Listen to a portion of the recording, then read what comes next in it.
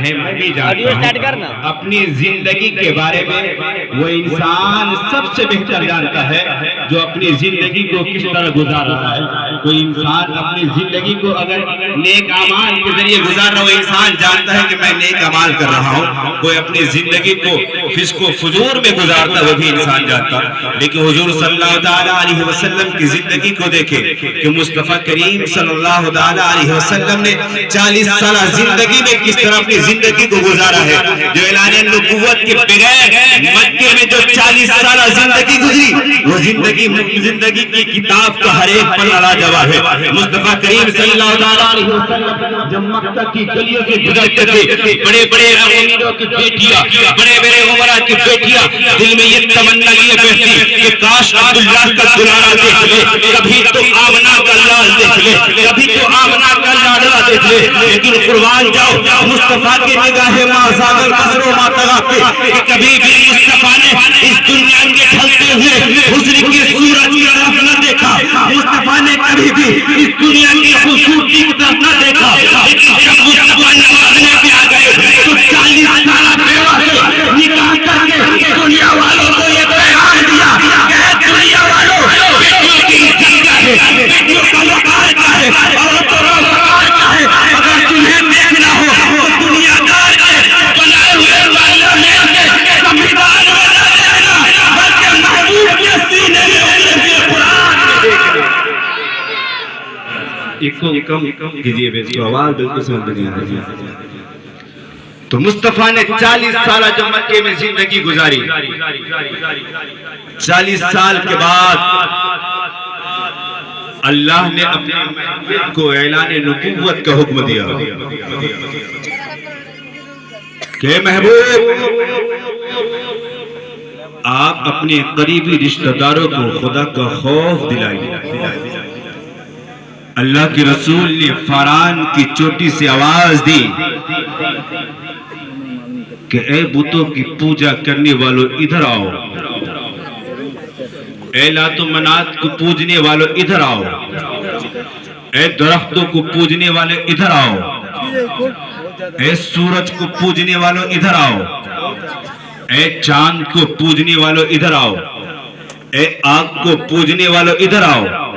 جب سارے لوگ جمع ہو گئے، مصطفیٰ نے لوگوں سے کہا ہے لوگوں بتاؤ، اگر میں تمہیں ایک بات کہوں کہ جس پہاڑ پہ ہم لوگ کھڑے ہیں اس پہاڑ کے پیچھے ایک لشکر ہے جو ہم پر حملہ آور ہونے والا ہے، کیا تم میری باتوں کو مانو گے؟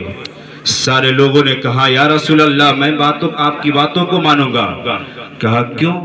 کہا اس لیے کہ آج سے پہلے میں نے آپ کو کبھی جھوٹ بولتے دیکھا ہی نہیں، آپ سے زیادہ سچا کسی کو پایا ہی نہیں، آپ سے بہتر انسان کسی کو دیکھا ہی نہیں۔ یا رسول اللہ ہم آپ کی باتوں کو مانیں گے۔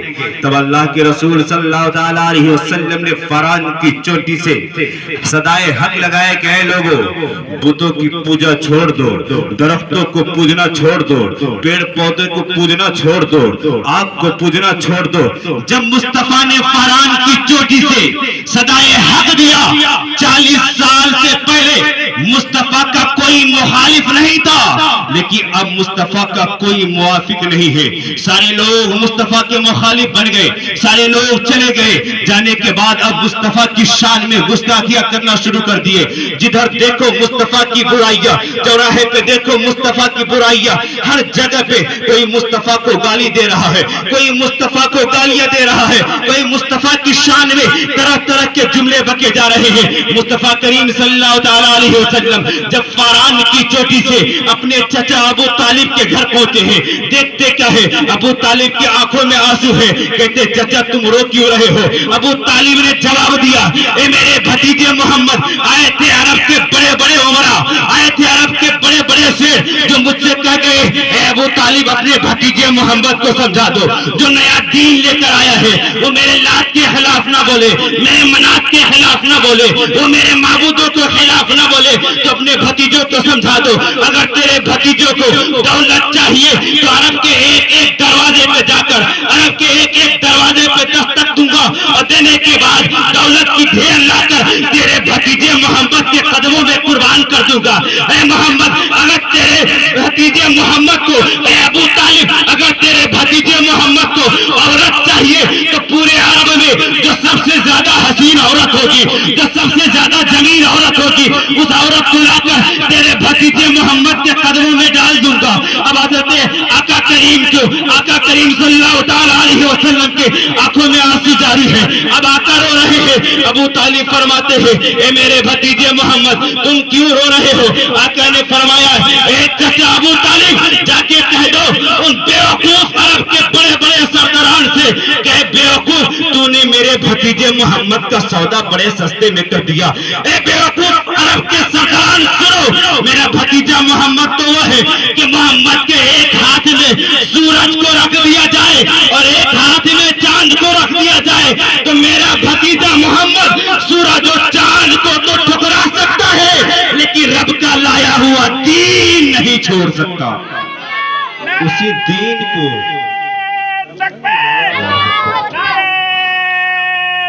یا رسول اللہ مسجد کے امام زندہ باد, مسجد کے امام زندہ باد, باہر کے مہمان زندہ باد, سنی مسلمان زندہ باد. نعرے تکبیر. اب دیکھیے مصطفیٰ کریم کے سامنے دولت اور عورت دونوں کو پیش کیا گیا. آج ہمارا معاشرہ سب سے زیادہ برباد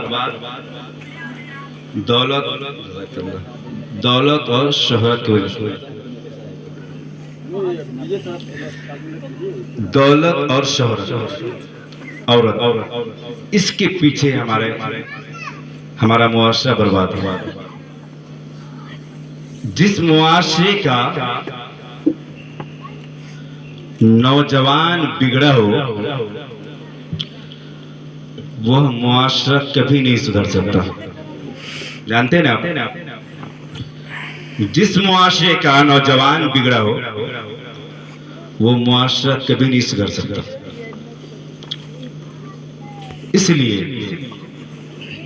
کہ نوجوان معاشرے کے لیے ریڑھ کی ہڈی ہے.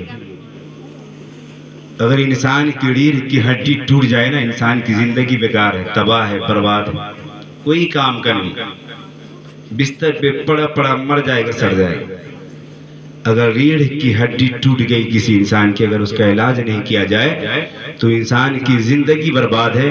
اسی طرح ہمارے نوجوان ہے, اگر اس نوجوان کو نہیں سدھارا جائے اور یہ نوجوان نہیں سدھرے تو ہمارا معاشرہ بھی تباہ و برباد ہو جائے گا.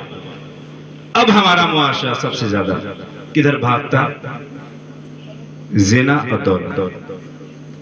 جو زنا سب سے بدترین گناہ مانا گیا معاشرے میں, سب سے بدترین گناہ ہے زنا ہے. مذہب اسلام سب سے بہتر مذہب ہے. صرف اسلام والے نہیں کہتے بلکہ پوری دنیا میں جتنے بھی مذاہب ہیں اور ہر مذاہب کے جو بڑے بڑے علماء گزرے ہیں تمام نے یہ کہہ کے گیا کہ دنیا میں کوئی سب سے بہترین دین اور مذہب ہے تو وہ مذہب اسلام. وہ ہم نہیں کہتے, غیر سے سنے غیر. ایک یہودی وہ مثال دیتا ہے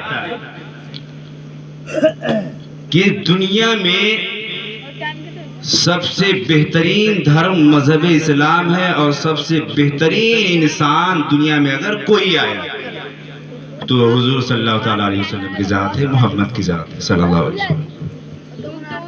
اس سے پوچھا گیا کیوں؟ صرف دنیا میں وہی تھوڑی آئے, دنیا میں ان سے بڑے بڑے طاقتور آ چکے, ان سے زیادہ خوبصورت آ چکے, لیکن وہی سب سے بہتر کیسے؟ تو انگریز تھا, وہ کہتا ہے کہ 3 ڈبلو میں سے معاشرے میں 3 ڈبلو میں سے ایک ڈبلو بھی آ جائے تو اگر معاشرے میں آ جائے معاشرہ برباد, محلے میں آئے محلہ برباد, قصبے میں آئے قصبہ برباد, ضلع میں آئے ضلع برباد. وہ 3 ڈبلو ہے کیا؟ اس کو سمجھ کتنی اچھی بات کہا اس نے کہ W for wine, W for woman, W for war. شراب, جس معاشرے میں ایک گھر شرابی ہو جائے پورے معاشرے کے چین و سکون کو برباد کر دیتا ہے. جانتے کہ نہیں؟ ایک آدمی شراب ہو جائے, شراب پی کر آئے, پورے محلہ کو تہس نہس کر دیتا ہے. پیے گا کم, گالی زیادہ دے گا. جب وہ پی کر آئے گا, ڈرامہ کرے گا, معاشرہ برباد ہو رہا ہے کہ نہیں, بدنام ہو رہا ہے کہ نہیں, سے بتائے. سب کے چین و سکون کو برباد کر رہا ہے کہ نہیں. اگر معاشرے میں ایک عورت بدکار ہو جائے, یا 100 گھر کا محلہ ہے, ایک گھر بدکار عورتوں سے بھر جائے, پورے محلے کو برباد کر دے گا. 100 گھر کا محلہ ہے, 100 گھر کے محلے میں ایک گھر لڑاکو ہو جائے, پورے محلے کے چین و سکون کو برباد کر دے گا. کتنی اچھی بات ہوتا ہے کہ 3 ڈبلو میں سے ایک ڈبلو بھی کسی معاشرے میں آ جائے تو معاشرہ برباد, محلے میں آ جائے محلہ برباد, قصبے میں آ جائے قصبہ برباد, ضلع میں آ جائے ضلع برباد. لیکن محمد جس دور میں آئے وہ دور ایک ڈبلو کی حکومت نہیں تھی. عورتوں کا حسن وہاں تھا, شراب کے اڈے وہاں تھے, زنا کے بازار وہاں گرم تھے. ایک تشکو جو لوگوں کو شرابی بناتا تھا, ایک تشکو, ایک عورت جو لوگوں کو آوارہ بنا دے, ایک لڑاکو جو لوگوں کو لڑاکو بنا دے. لیکن جس دور میں محمد آئے ایک ڈبلو کی حکومت نہیں تھی, 3 ڈبلو کی حکومت تھی. تینوں ڈبلو کی حکومت مل کر ایک محمد کو شرابی نہ بنا سکا. لیکن ہاں, میرا محمد کسی کو صدیق بنایا ہے, کسی کو عمر بنایا ہے, کسی کو عثمان بنایا ہے, کسی کو ذوالنورین بنایا ہے. اب بنایا بھی تو اس طرح کہ تحت و دشت ہے, دریا بھی نہ چھوڑے ہم نے, بحر ظلمات میں دوڑا دیے گھوڑے ہم نے. اگر اپنی زندگی کو سنوارنا چاہتے ہو تو مصطفیٰ کریم صلی اللہ تعالیٰ علیہ وسلم کی سنت کے مطابق اپنی زندگی کو گزارو. اپنی زندگی میں مصطفیٰ کی سنت کو اپناؤ, تب تو تمہاری زندگی دنیا میں بھی کامیاب رہے گی اور آخرت میں بھی کامیاب رہے گی. اگر دنیا میں تو اپنی زندگی کو آوارہ لوگوں کی طرح گزارا, دنیا میں اپنی زندگی کو متکبر لوگوں کی طرح گزارا, تو یاد رکھنا وہ دن دور نہیں ہے جب تم قبر کے آغوش میں جاؤ گے اس طرح مارے جاؤ گے کہ تمہارے جسم کے چیتھڑے اڑا دیے جائیں گے.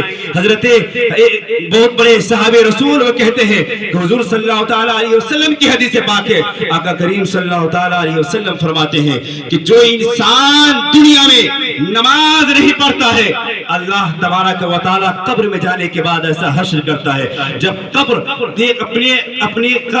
جب سمیٹتی ہے تو کیا کرتے ہیں, ایک پسلی دوسری جانب سے دوسری پسلی پہلے جانب سے نکل جاتی ہے. قبر میں جب انسان کو ڈالا جاتا ہے, دنیا میں خالی دیکھو گنڈا گردی سوچتا ہے کہ ہم سے زیادہ طاقتور کوئی نہیں, ہم سے زیادہ بلوان کوئی نہیں, ہم سے زیادہ پیسہ والا کوئی نہیں, ہم سے زیادہ امیر کوئی نہیں. یاد رکھیں کہ اللہ نے آپ کو فرعون سے زیادہ دولت نہیں دی, قارون و شداد سے زیادہ دولت نہیں دی. کہاں گئے وہ لوگ, کہاں گئے؟ دنیا میں نشان بھی باقی نہیں ہے. یاد رکھیے آپ سب سے بہترین دھرم کے ماننے والے ہو اور سب سے بہترین نبی کی امت ہو, تو اپنی زندگی کو اس طرح گزارو کہ جب آپ راستے پہ چلو تو لوگ یہ نہ کہے دیکھو شرابی جا رہا ہے, دیکھو جواری جا رہا ہے, دیکھو زانی جا رہا ہے, بلکہ لوگ یہ کہے کہ دیکھو وہ غلام مصطفیٰ جا رہا ہے. اس طرح اپنی زندگی کو گزارے. شادی یہ عظیم سنت رسول صلی اللہ تعالیٰ علیہ وسلم ہے. شادی میں سب سے زیادہ لوگ اللہ کو بھولنے والے, کوئی نعمت ملتی ہے تو وہ شادی ہے. شادی ہے, میلاد کروائیں گے 2 سے 3 گھنٹہ, ڈی جے بجائیں گے 3 بار, رات بھر بجائیں گے, تب کوئی نہیں کہے گا بند کرو, ختم کیجئے. جب محفل میں جو کوئی اچھی بات بتائے ختم کر دو, بہت ٹائم ہو گیا.